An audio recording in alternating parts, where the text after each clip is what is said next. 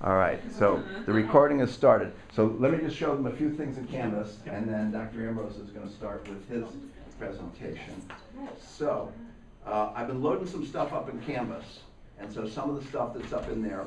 Last week we did Defining the Arts. Hi, come on in. Last week I met with James Kinsel, who missed the first class meeting, and so I had him actually go through that activity of Defining the Arts, and so he's in video up there. I've added in a couple things. The issues that we saw listed in the syllabus, like arts education and BHP 260 students, all right? So it turns out what I did was I tabulated your responses to that. This is the people in 2012, and that's what their plot looks like. And this is your people, and that's what yours look like. And they're kind of remarkably similar. One thing I noticed was, okay, nobody listed printmaking, and last time there were a couple people who did. Surprisingly, okay, instrumental, voice, and dance. This was for a general population last year. When you do a lot of instrumental and voice here, you don't do much dancing. So I was surprised to see how little dancing there was listed. Nobody listed film and video, which was one thing listed last time. And if you look over here, last time, most everybody got a lot of their arts education formally in school and not too much private instruction, whereas with this population, almost everybody got private instruction as well as school-based instruction. So that was one thing I wanted to point to. And then, hey, James, how are you? So, James, I told them that you're up there in video if they want to watch you. We can probably clock and see who did it, so like if you want to know who's been watching your video. No, I already know. Okay. How have the arts been used to educate? And so probably from as early as the cave paintings that had an educational purpose. There's a link then to didactic literature, which the Aesop's fable then connected to. The Homeric epics have sort of educational function. How has education been depicted in the arts? This is a picture of Telemachus, the son of Odysseus, and he's meeting with the Nestor, etc., actually with Mentor, etc. And then there's just one other thing I wanted to show you, that down here in an area called Art in the News, so things that I run into in the New York Times, including today's New York Times, which has something about a museum show of quilts, okay? And so one of the questions, the one there is it art or is it craft? And so that's about that article. There was the Met Opera archivist passed away. Is an interesting obituary. John Benjamin's jazz album, I think, is hilarious. I think it's well worth visiting. And then these other links, some of ones that people have mentioned to me, etc. Okay, so that stuff is there, as well as what we're doing on an ongoing basis. And I'm now going to minimize that and hand it over to the able hands of Dr. Ambrose. Thank you. Do we have a show of hands? How many of you consider yourselves reasonably good at drawing or painting? Okay, mediocre at drawing or painting? Not very good at all? Yeah, we're really good. Okay. All right, well, we're going to look at some visual kinds of thinking, and then transition into some musical thinking as well. So I guess the first question to ask is, what the heck is that? Any speculation about what this might be? I feel like it's a political cartoon of some kind, just because of TNT. And okay. So I guess you can see some prominent political candidates up there already. Ready to blow them. Feeling counting. Well, this is a visual metaphor. Visual metaphors, also known as images of wide scope. They started out in the late 1800s. Charles Darwin actually kick-started these things. He didn't know he was, but a researcher later found out that he was doing them. And then they became a strategy that maybe 0.5% of the world knows about, probably less than that. A strategy for memorizing a lot of content. So you can, you don't have to be artistic to do these either. You can draw ideas, and that burns them into long-term memory. And then you can walk into an exam, and it's just like cheating, because the image is right there with you. So let's look at this image in particular first and see what it means. Then you'll understand what a visual metaphor is. Let's see if we turn off one of the lights, makes it Sure. a little easier to see. Hey, how you doing? Hi. So this visual metaphor is one that I drew when I was in graduate school in 1990. Quite a long time ago. And I took a class called Theories of Creativity from an instructor who had worked with Columbia University developmental psychologist Howard Gruber. And Gruber had made his name by studying scientific geniuses.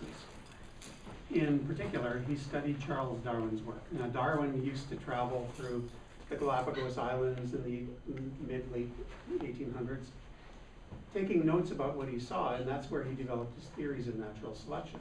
So Gruber found all of these handwritten notes, thousands of pages of them, and he was going through them painstakingly, trying to figure out how Darwin thought. Like, how can he develop a theory? How can he be a genius, a recognized genius? And so he was trying to figure that out by looking at the notes, and he kept coming across sketches in the margins every now and then. And the sketches usually had labeling around them. They weren't fancy drawings by any means, they were just rough sketches. And at first, Gruber thought, these really don't mean anything. He was just doodling to waste some time and then get back on task. But eventually, he found out that Darwin was having trouble grappling with the complexity of the ideas he was confronting, that he was writing down in his notes. So he had to find a way to condense it and make it understandable for himself. So even a genius mind sometimes has to distill things down and make them simpler. And the way he did it was by creating visual metaphors, drawings. And one of them was a tangled riverbank, another one was a tree of life, and there was a whole lot of others. So then Gruber made his name with a book called Darwin on Man, reporting on this phenomenon. And then one of Gruber's students, Leonora Cohen, went to the West Coast, became a professor at the University of Oregon, and started teaching a course called Theories of Creativity. And I was a student in that class, and the class worked like this. We had to read several hundred pages of material, and then go away and translate it into a drawing, and then come back the following week and explain to each other what our drawing represented. And this is one of those drawings. So one week it would be developmental theories of creativity, another week behaviorist theories, another week artificial intelligence theories. This one has to do with kind of the big picture of the creative individual. So I'm going to give you some hints, and then I'm going to ask you to guess what the symbolism in the image represents. The purple guy on the right is a non-creative person. If there was such a thing as somebody who has no creativity whatsoever, that would be the purple person. The yellow one is somebody who's outstandingly creative. Now, almost everybody in the world is somewhere in between the two of them. But this gives you a sense of what the research tells. So let's start guessing. If you just hold up your hand when you get an idea about what one of the symbols represents, let's hear from you. The check and the X are, it's kind of like black and white thinking. There's no gray area or any there's either like a yes or a no answer to every question. Okay. The carrot in front of the purple one is just following whatever's presented in front of you, not questioning it. Okay. It seems like the creative one has a fly's eye with lots of, or it just looks like a bigger eye, and the purple one just has a monocle, which is smaller than the magnifying glass too. So Yes. its view is That is an insect's compound eye. You're right about that. Is he using the magnifying glass to keep the sun's rays away from the TNT's fuse? No, a good speculation, but that's not it. By the way, if you make errors in interpretation, it's simply because of the limitations of the artist. Yes. I feel like you can see that one is using inductive reasoning or deductive reasoning. I feel like the magnifying glass is showing how he's looking more closely at the world, whereas the other one with the monocle shows that their view is more broad and kind of just whatever is in front of them. Good, yeah. The purple one has a gavel in its right hand, and that kind of is like, he's already kind of made a judgment, he's ready to pass judgment on something. Great. Almost nobody ever gets that one.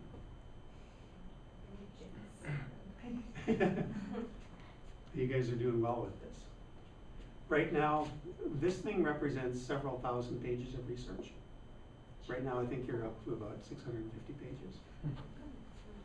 What is coming out of the yellow one's head forward, not like the Photographs. back forward, what is that? Those are photographs. Okay, I couldn't tell. Ooh. Any other speculations? Maybe the Polaroids that are coming out of his head sort of represent this whole idea of using the sketches to like stimulate comprehension of complex ideas. Okay. Like what Darwin was doing. Good. Yeah. I think the TNT in both of their mouths show how the one that is going towards normalcy, the less creative thinker, is kind of just ready to like say whatever comes out of his mouth, like it's about ready to blow, and he's not really putting thought into what he's saying, whereas the other one, whose dynamite isn't about to be lit, is more of like the thoughtful, conscientious speaker, because it's not about to just blow. You're making me think about the political candidates again. I like that the hazard chasm is there, because that also kind of ties into the sign, the post, because Norm City, what does that say? Something about 5 billion? Population of 5 billion. Population 5 billion, and then Ambiguityville says population of few and counting. Right. So it's just interesting because so many people are like scared to take risks, so they're scared to go over the hazard chasm. Mm-hmm. So I just like how that's all kind of tied in together. Good. Is the purple one an ant because he's a worker ant? Yes, like. That's a good speculation. He kind of looks like one, but that wasn't my intent, is to make him look like one. Although that would kind of fit. Yeah. I think the carrot that's dangling in front of him is like kind of like this incentive that everybody tells him he's gonna get, but no one's gonna get. Okay. What are the like little thermometer things? Those are IQ thermometers. You can see little IQ at the very top. I see. It's That's really, an really IQ. small print. So they each have an IQ thermometer sticking out of the top of their head. What else does it say on the creative one? This one, 120 and 100. There's two gauges there on it, Okay. or two notches on it. You have almost half of the creativity research figured out. Any other speculations? The creative one is moving towards the hazard chasm, and then the calculated risk point kind of stands out to me too. That he's like, he kind of knows what he's doing. Okay, good. I think it's interesting that Conformity Road goes on for so long behind them, and then at this one point, if they even age, at this one point they decide that this is where they split off and become a creative thinker or decide to be a conformist. Good. Unless you have any more guesses, I'll flesh it out one. Yeah. I was gonna say, going back to the monocle and the compound eye, I was gonna say maybe the compound eye sort of represents divergent thinking as opposed to, I guess what would the opposite be? Have you studied creativity? Not specifically, no. Okay. I asked because you're using some really interesting, accurate terminology there. Okay. Well, I'm just going to go back through and review it, and in most cases you will have been right about the symbolism. In a few cases there will be some differences. Again, simply because of the interpretation can go multiple ways. And by the time we're done, you will have grasped the essence of several thousand pages of academic research on creativity. And if you were to create one of these yourself, what Nora Cohen found out is creating one yourself is what burns it into long-term memory. Looking at somebody else's visual metaphor is good and helpful, but not nearly as good as making one yourself. So let's start with the purple guy over there. He's following conformity road because non-creative people tend not to want to take a risk. They play it safe all the time. The judge's gavel does mean that he is predisposed to premature judgment. Non-creative people make snap judgments about things kind of dogmatically, and whatever they decide at first glance tends to be what they believe forever about something. The monocle stands for a singular vision of the world. They see the world in a particular way and can't conceive of anything else. So they might have a particular ideology or belief system that can't be challenged. The caret stands for reward. This person can be motivated through external reward. They call it extrinsic reward. So reward and punishment works for non-creative. It works in terms of motivating non-creative work. So if you work on an assembly line, reward and punishment actually works pretty well. If you're doing something that requires even moderate cognitive challenge, it doesn't work very well.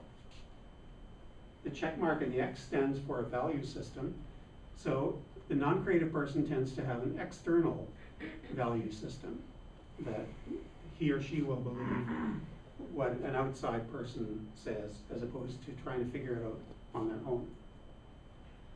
I'll leave the dynamite stick and the IQ thermometer for a bit and come over to the yellow guy. First, the signs in the middle. Norm City is self-evident, but Ambiguityville stands for tolerance of ambiguity. Creative people tend to be really good at handling ambiguous situations. They're able to perceive patterns in complexity. They're able to park the need for closure.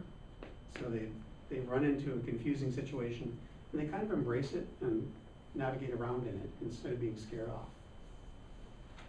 off. The I does stand for divergent thinking. A divergent thinker, like we did some divergent thinking last week, brainstorming, is the ability to come up with multiple ideas about something or multiple perspectives on an issue or a problem. The photographs coming from the slot in the forehead stand for imagination. Now, a lot of the creativity research shows that the imagination can take multiple forms. In some people, it's going to be visual imagination. They're going to be seeing things in their mind's eye.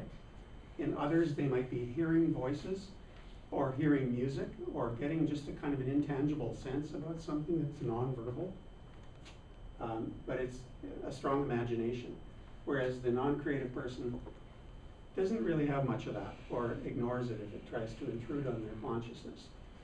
Note that the check mark and the X are inside a window in the head, which means they're internalized, the sense of values and the motivation.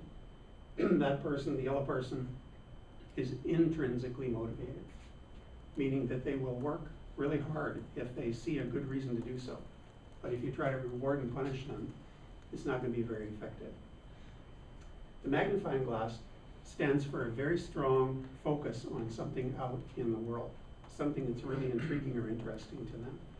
So they become keenly interested in some phenomenon or some piece of work or whatever it might be. And they will pursue that off conformity road, heading toward hazard chasm. That's what actually leads them astray if you want to call it in negative terms. It's actually more positive terms. It leads them toward hazard chasm, but they're not foolish risk takers. They look for a calculated risk where they can possibly leap across easier. They still might fail. They often do fail a few times in their lives, but they are resilient and climb back up. A lot of foolish risk takers are down in the bottom of hazard chasm, but highly creative people tend to be calculated risk takers. And then the IQ thermometers, those stand for measured intelligence by IQ. There's a lot of argument about what good is IQ. It does measure something, but it certainly doesn't tell you everything about intelligence. But you'll notice the non-creative one has a double arrow on it. What that means is you can be non-creative and highly intelligent by IQ, have a really high IQ score, or a very low IQ score and non-creative, or anywhere in between. So there's not a strong correlation between IQ and creativity. But there is some, and that's why the yellow person has a 120 threshold.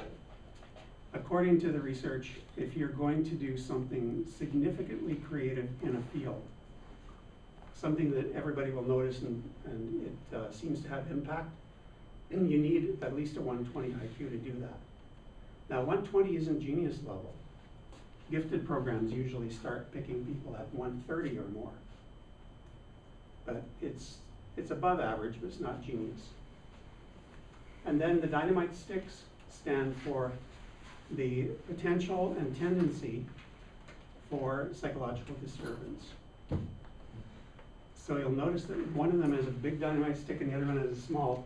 The creative person has a gigantic dynamite stick, meaning that creative people tend to have a lot of turbulence boiling around, psychological turbulence within them. But it doesn't damage them because they're so purposeful. Their strong sense of purpose overrides that turbulence within and actually turns it into something good. So a creative person might go off of conformity road, confront a big barrier that would scare the non-creative one away, and think, okay, I have to get over the other side because there's something I need to do over there. So I'm going to either plow through this or figure out a way around or over top of it. What would be a psychological term for that, like sublimation, right? Yeah, yeah, that fits in nicely. And then the non-creative one, notice, has a small dynamite stick, but is actually lighting it. And that, the creativity experts would say, that explains why there's a lot of mildly neurotic people out there. So now, you have several thousand pages of research literature on the creative individual internalized after just a few minutes. Instead of having to do an assignment where you read those thousands of pages in academic journals and books. Is there like any particular reason why you made the non-creative thinker purple and the creative thinker yellow? 'Cause it just No. does. If there was a reason, it was subconscious and I didn't realize it. Okay. We had to do these things pretty quickly. Like every week we had to draw one. And then later on, after taking that class, Nora Cohen asked me to be the translator for a group of prominent theorists and researchers who were meeting in a Theory Summit conference. They held it at Mount Hood in Oregon, a really spectacular mountain setting, a retreat. And they were going to be there for a week, and there were 25 of them. There were leading psychologists, neuroscientists, philosophers, and economists, and a few others. And what they did was submit their, an academic article they had written that kind of captured the essence of their work. But she saw that as a big problem because they were coming from different disciplines and they wouldn't understand each other, and she wanted them to know each other's work quickly. So she asked me to be the translator. I had to read their papers, turn them into these visual metaphors, and put labels or little stories beside them. It kind of like in an exhibition in an art gallery, because in the big room where the meeting was. Interestingly, about 1/3 of them thought, these are the best things ever. I can learn what my colleagues are all about with just looking at a picture. And 2/3 of them said, these are really stupid. They're really badly done. It told you something about their thinking style. Questions about this process? Have you ever seen anything like this before? Yeah. No, I haven't, but I was just wondering if you were gonna talk about whether in one person it's possible to be either. Yes. Okay. Yeah. Much of the most recent research has to do with what's called domain-specific expertise.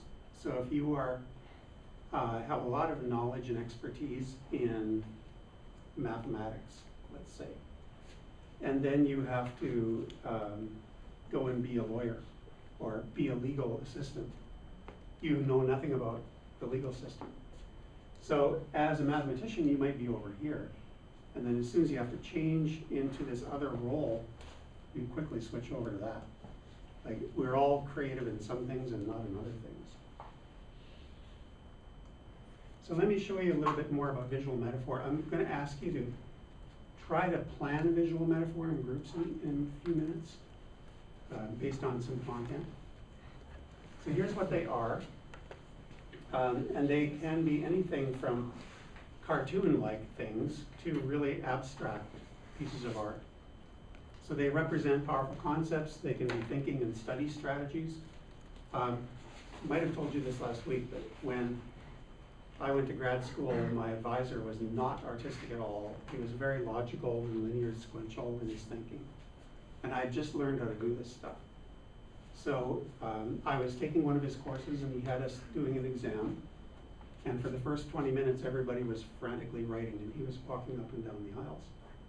And I was sitting there drawing cartoons. And I could just tell he was thinking, who let this guy into grad school?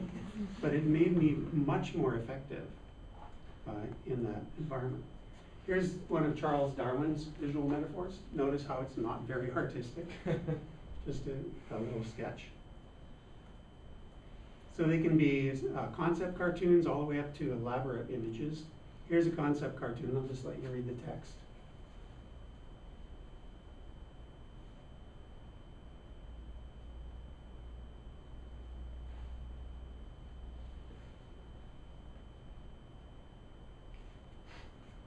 So it's got some metaphorical symbolism in it, but it's fairly simple compared to the other ones, right?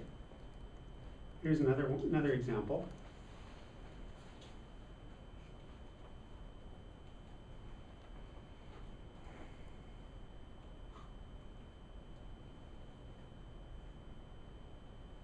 So again, just a simple metaphorical concept. And then here's a visual metaphor. This is one of the metaphors I drew for the theorists. And this one represents a scientific field with different paradigms. A paradigm is a framework, a way of thinking about the field. So this is based on the old parable about the blind men and the elephant, where in that story, the blind men are touching the elephant and one thinks it's like a tree because it's a leg hanging onto the leg. Another one thinks it's a spear because hanging onto the tusk and so on. So in this metaphor, the field of study, which might be, let's say, chemistry or physics or something like that, or history, is the picture of the elephant. It's a photograph. And the magnifying glass represents the knowledge base of that field, the theories and research findings. These little creature people crawling around on the top of it, they're the researchers who are trying to figure out what's in the field. And they are advised not to look beyond the steel band of the magnifying glass. In philosophical terms, that would be called the epistemological framework.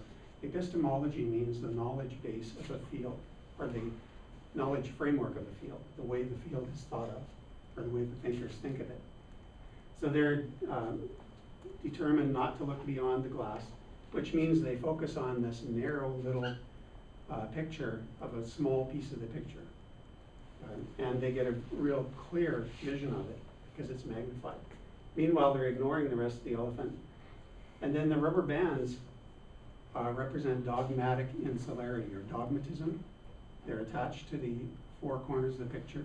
And when they move the magnifying glass, it distorts the picture and hides a part of the elephant. So the only way to get a picture of the whole thing is to cut the rubber bands of dogmatism, set aside the magnifying glass, elevate yourself above the field and get a big picture of the whole thing. Here's this goofier one. This is called turtle soup, and this has to do with organizational development, like people who study business organizations, and they think about the turtle shell represents an organization that is threatened by the environment, which is the cauldron of threat and uncertainty. And then it's held up by public patronage courts, and that cleaver of environmental turbulence, what's happening out in the world, eventually might cut the courts. So they're worried about it. They're hiding away inside their shell, along with the chief executive turtle. But this is how they would work if they were going to be much more effective. They might be able to save themselves. Chief executive turtle is is deflecting some of the cleavers. The turtles have thicker necks, thick skin on their necks, which means they're willing to take risks. They have shared glasses, which means they have the same vision of what the organization is going to accomplish. They're networked with the headsets, and they're able to see out in the periphery to grab hold of these elevator cords to lift them away from the danger. Now, I'll show you one more before I get you to try playing with one. This one's much more elaborate.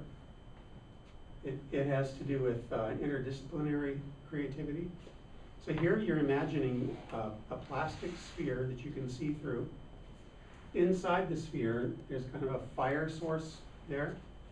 That represents your intuition, your ability to use your subconscious mind to generate insights. On the surface are people who are working in various fields and disciplines. Some of them are just little blobs. They just stay there, they don't do much of anything. Others are moving in a particular direction. Now they're going down a groove, and they're unwilling to deviate from that groove because it protects them from cold winds. The cold winds of the zeitgeist. Zeitgeist is a word that means the spirit of the times, the way people think about things in a particular time and place. So they won't deviate from that pattern. The one who is doing something great is growing vertically and in toward the center simultaneously, and outward, reaching out into interdisciplinary patterns. Meanwhile, there's frost patterns on the surface that represent the knowledge bases in the disciplines. So again, this captures a lot of knowledge in just a very condensed way. Let me show you a musical one. At first, I didn't think there was such a thing as a musical one. I thought they were all visual, and so did Nora Cohen. But this one is going to look rather amateurish compared to your talents.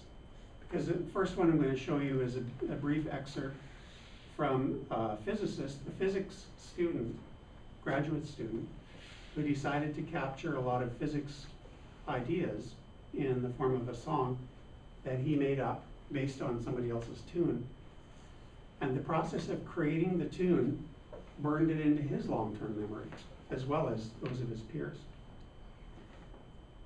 So here's the first example.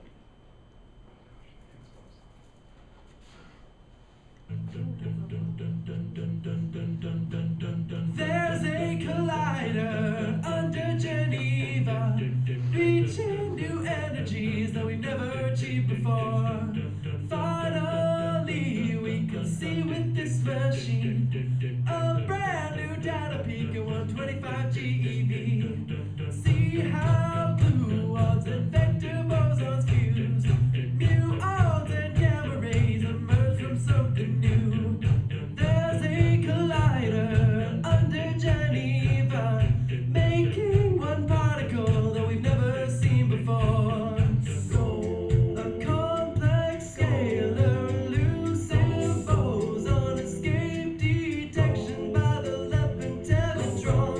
The complex scalar, what is its purpose? It's got me thinking we could have had a model without a scalar phase. Symmetry requires a mass, so we break it up with ease. Baby, I have a theory. So notice that he's got a lot of scientific terminology embedded in that song. And that's the primary purpose. He's not doing it because he thinks he's a great singer. He's doing it because he wants, first of all, to show himself that he can remember this more easily, all these complex ideas. And then to show others the same thing. So he's created a whole bunch of them. You may have seen this next example. This is supposedly an argument between, if you go back in a time machine and have an argument between two great inventors, Thomas Edison and Nikola Tesla. Here's a little bit about, that sets it up for you if you just read the text.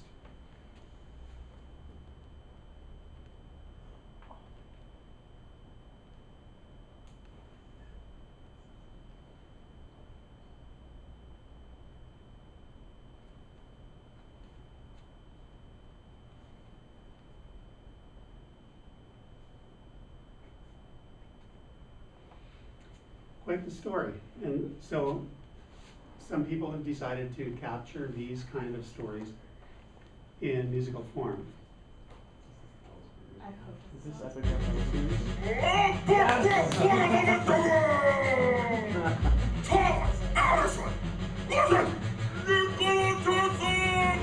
Step up, you'll be shocked when I spit and start static. I'll rip your style and add it to my lungs to pass. While you were busy digging ditches and burning bridges, I'm pumping out veggies, stacking riches. So go back to your pitches. You're a geek, plagued by OCD. You never had sex, but you sure got screwed by me. I'm crushing Tesla. It's just no putting it gently. I don't alternate my flow. I diss you directly. I see a universe of infinite energy with no potential for threat. From this enemy, so you can call me Tesla. Make a impeccable threat. Give you lessons in electrical nemesis. This will be on the test. So confess to your thefts and let the whole world know what the Serbian did for the wizard of Melo. History is getting ridiculous, and I have read your best invention. So what to speak? The truth hurts. You're broken, washed up. Don't give a speech about your visions if they can't make a buck. I conduct business. Understood things you never could. So dope that I even make New Jersey look good. I'm on the record. I invented you guys do there. I said it. I'll bet you $50,000 and you'll never forget it. Without me, here's a taste of what this battle would be. No lights, no camera, no sound. See? You fool, you think that you can touch me with this? You couldn't handle my gifts with your greedy little mind. What's inside mine was ahead of its own time. You did not steal from me, you stole me from mankind. It's a wireless transmission of truth, and it's a shocking real story of a back over you. And if the people knew you stopped me from making power free, they would curse the Con Edison with every utility. Oh, war! Oh, yeah! Yo, just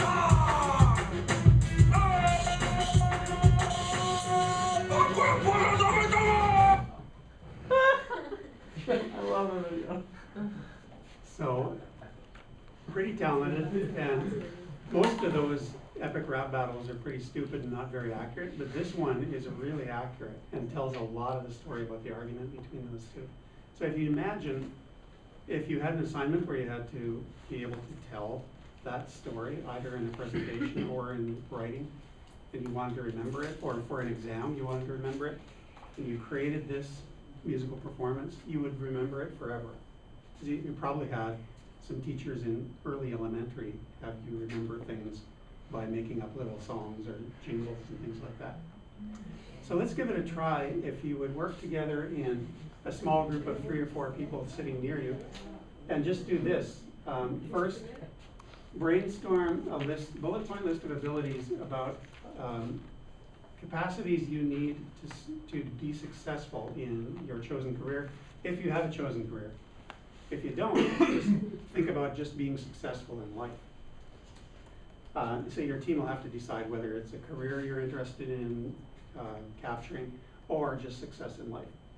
And then after you've got that list, brainstorm some metaphors you could use.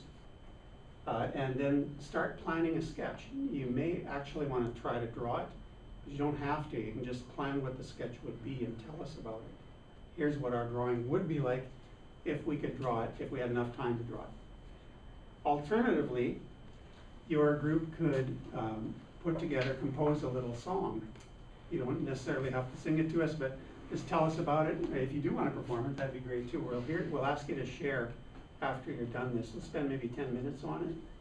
Any questions? Okay, if you can break into 3 or 4, groups of 3 or 4, just sit with people that are sitting close to you and give it a try. You guys are a group of 2. Can we get somebody from over there to join this group of 2 so they're not just a group of 2, because there's 3 there. So who over there will come over here? Okay, Lauren's going to join you 2. It's so good. I can't remember weighing machine. Oh, you worked for a king whose name was Dunkin'. Not donuts, but donuts at Max House. Wow. When we would just say that he would be king. That's enough.